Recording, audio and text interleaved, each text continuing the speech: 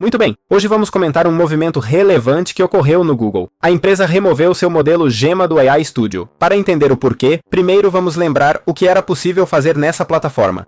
Lá podíamos acessar e testar os modelos oferecidos pelo Google, incluindo a família Gemini.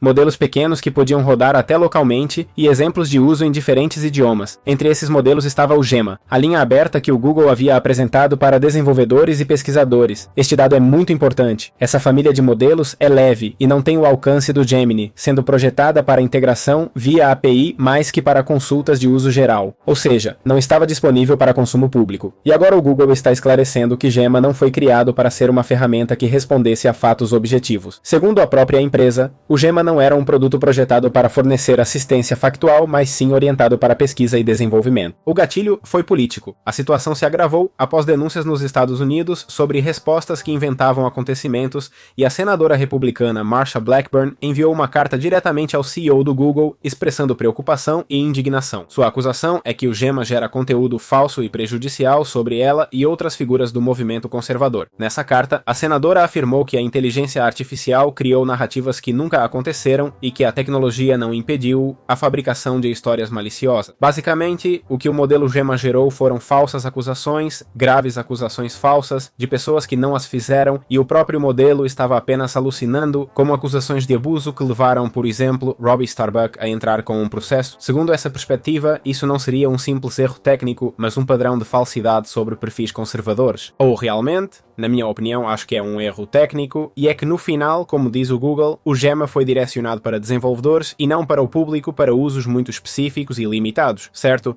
Este assunto chegou a uma comissão do Senado, onde um representante do Google, Markham Erickson, reconheceu que as alucinações são um desafio conhecido que ainda estão tentando mitigar. O Google disse que está reforçando medidas para reduzir esse problema, mas a senadora insiste que existe viés político e falta de controle. Horas após a carta, a empresa publicou uma mensagem dizendo que havia detectado pessoas usando o Gemma no AI Studio para solicitar respostas factuais, embora esse não fosse o propósito do seu design. Segundo essa comunicação, esse ambiente não foi projetado para esse tipo de interação e por isso tomou-se a decisão de retirar o Gemma. Em algumas explicações públicas, destacou-se que a alucinação é um problema que afeta todos os modelos de linguagem em maior ou menor grau e que não se trata de um fenômeno isolado. A diferença na prática é que os modelos maiores tendem a ter mais controles para evitar que esses casos resultem em situações graves. Nesse contexto, surgiu o debate sobre se faz sentido que modelos pequenos estejam acessíveis para perguntas diretas sobre fatos delicados, quando o design original não era precisamente esse. A empresa insistiu que a intenção do Gemma era facilitar experimentos, usos específicos e execução leve em equipamentos com menos recursos. Por isso, as medidas recentes focam em evitar que seja usado como se fosse um assistente conversacional público. E sim, o Gemma é um modelo que você pode até executar localmente. Em resumo, o Google retirou o Gemma do AI Studio após denúncias de criação de narrativas falsas e acusações inexistentes contra figuras políticas conservadoras no EUA.